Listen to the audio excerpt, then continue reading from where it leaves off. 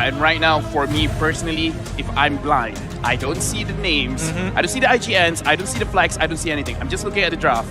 Blacklist International, they have an amazing draft. Like, based on the draft itself, it's it's looking pretty clear that they have a pretty good advantage going into the game before the game even starts. Yep, it's just a clean approach. I mean, you have the Eve and Ruby in mid, and already it's a straight line.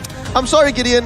they just did not budge. I was hoping they would draw donuts in the sand, but I guess I'll have to wait until after group stages. But in the meantime, I think we have to also kind of think of where does Malvinas Gaming kind of seep through the cracks? What are they trying to do is the question. Exactly. How will they try to add points or just break the straight line? Game time, ladies and gentlemen. Blacklist International versus Malvinas Gaming.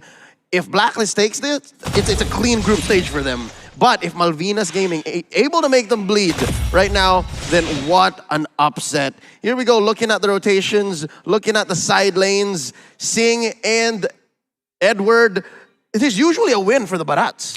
Well, it really depends on what the goal and objective is. But so far, after pushing over the mid lane, Haji is taking a lot more damage than he should. Forcing him to recall early to contest with this Litho Wanderer is kind of a good idea because this should be pretty easy for Quinn to get. Yes, he did get it. I had to hold my breath there for a second. Didn't see the Litho Wanderer appear by his side immediately. Woo! Litho Wanderer early on. Wise looking to correct that. What might be the situation here? Lancelot versus Nathan. It looks like the Nathan is just going to puncture straight on through and take down the Time Space Walker.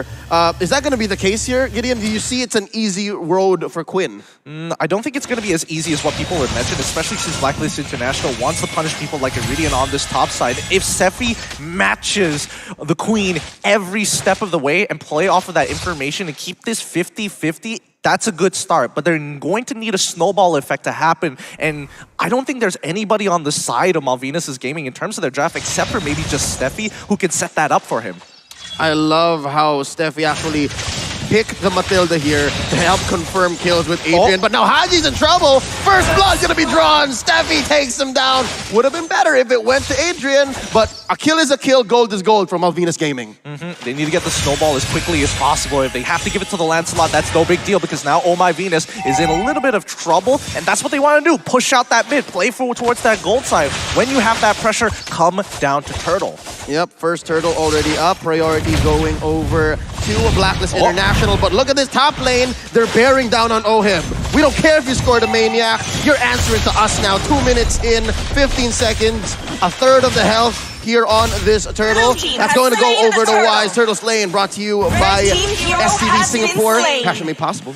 Did you know that Singapore is not just one island, but 64? 64. 64. I just learned that very recently. They got 64 offshore islands, including Sentosa, the one that we're staying at, Pulau Ubin, and sister islands. That's amazing. But right now, looking back into the game, Malvinas Gaming, looks like Quinn is in danger. Oh, he's fine. He's fine. Haji's got Oheb's back, but just the same, Steffi could give a shield here to Quinn, dash out to safety. I like how despite Blacklist's take on the Turtle, Malvinas still understands that we can kind of push it further. Yeah, the thing is, what I like about this game, right? Malvinas Gaming, they won the lane. Early game control on the lane has been very good for Malvinas Gaming, and when Blacklist International, they took the Turtle, they didn't even try to contest it just because they know if they go for the Turtle fight, they're actually going to lose. Right now, looking at the itemization, Harley is going for, it looks like Zing is going to go down, and that's a kill for the Queen. Maximum range, and they're looking to trade up top. Malvinas Gaming trying to spot out Oheb, but Haji's got his back, and they're going to let it happen. They're going to let this through. It's a 3-man, make that a 4-man. Koopa counts, push. Early on, 3 minutes in, they're going to take down this turret. No more shields. That just shows how much pressure Malvinas Gaming put here. Gideon, how is it going to affect Oheb's farm? Well, honestly, let's not even talk about Oheb's farm. Malvinas Gaming right now, it feels like this is rehearsed. It feels like they've done this a lot of the times. These rotations are a little too telegraphed for their side. In Blacklist International, it feels like they're following into this. They're trading side by side, but Malvinas seems extremely prepared. But they find some refuge in mid. There's a push in bottom, and now they're going to try to make some way in mid. Blacklist International trying to reclaim and show us exactly where this 1,000 gold lead is coming from, 3-1. Yeah, but coming back to Oheb's farm, yes, he's going to lose a little bit, but as you mentioned, the retribution is great on his side, getting 2 kills, allowing him to try and stabilize. Yeah, Wise is actually not dying. Again, we talked about how the Lancelot should be giving him hell. This is great now. Oh, Phantom Execution coming in. Haji answers with the I'm offended, keeping him in place. That's the Queen with the real world manipulation. Steffi answers back with the Circling Eagle, and they're all still alive. What discipline from Malvinas. Oh, I don't know about you, but I'm squeezing my butt cheeks here, man. This is not easy. This really is not easy, and especially if you are a Latam fan, you got to be breathing heavily on this one. Seeing he's not going to let this happen, but you can see that Oheb, he has that pressure now, and so far, oh, he does not miss these shots. Redder, maximum range. We've seen it down bottom on Oh My Venus, and up top, the Prince does exactly the same. The mechanics of Blacklist International, it's being put on show here. And the way Malvinas answers, I gotta agree with you, Gideon. It seems to be in the macro. They're showing off their macro chops. If it's not micro, it's gotta be macro. And now Turtle is gonna be contested, and Malvinas Gaming slowly looping around, hopefully to contest. And it looks like it's gonna go over to Wise one more time. Real manipulation, keeping Quinn down, and he bites it. That's Wise taking the kill. Another one for Oheb. Steffi looking low. The Void Crystal helping Wise confirm the kill. Adrian's walking away. Detna's welcomed by Singh. You go under the turret, but Wise is gonna survive nonetheless. Oh, another one. 3 for a none. The turret's gonna follow through. Blacklist ain't done. Oh my goodness, Oheb does not miss. Does not miss with Renner. This man, you think that you're playing a top-down view? No, he's playing an FPS.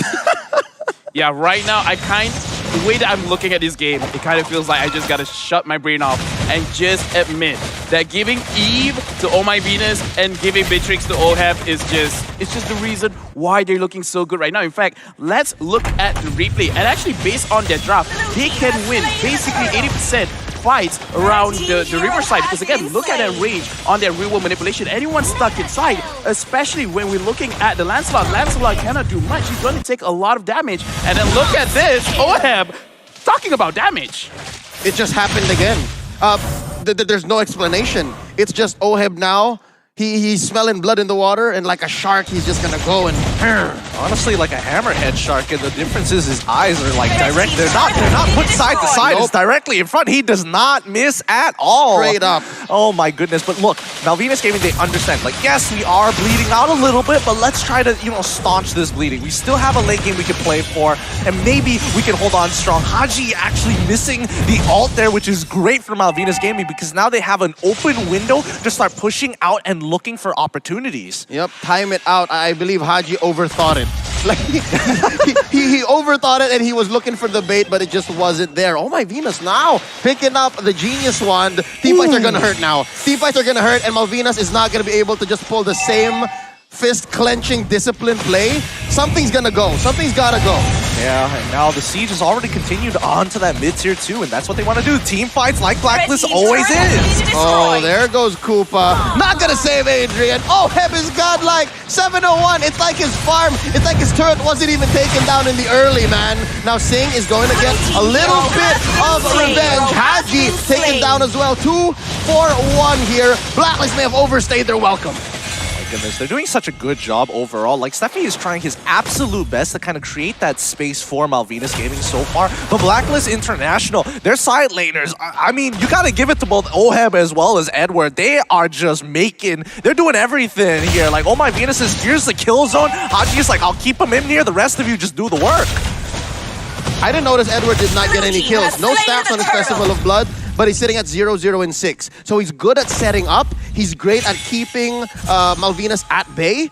And again, it's like that Barats-Paquito relationship didn't even exist at all. Yeah, but that's the thing. It's about how they find the initial catch on to Zing, who flickers on out of there. He doesn't really mind the damage. It's like, okay, yes, if I die another time, it's annoying. But Quinn, he needs that space, because you can see what Blacklist International is doing again and again and again. Get the side lane pressure and then slowly choke out the economy through the jungle. The maximum range on not only the Renner, but even the Void Crystal, it extends it. Now Oheb switches over to it. They're looking to take down bottom lane, make space for that Lord that's spawning over on the upper left corner of the map. It seems like, as you said earlier, Gideon, Malvinas, it's so orchestrated. It's a master plan, but Blacklist read it back to back. Yeah, I think Unfortunately, I think the game plan stops once they've fallen down here. They immediately find the catch and maybe some kind of retribution or wise, possibly. Oh no, Quinn came in.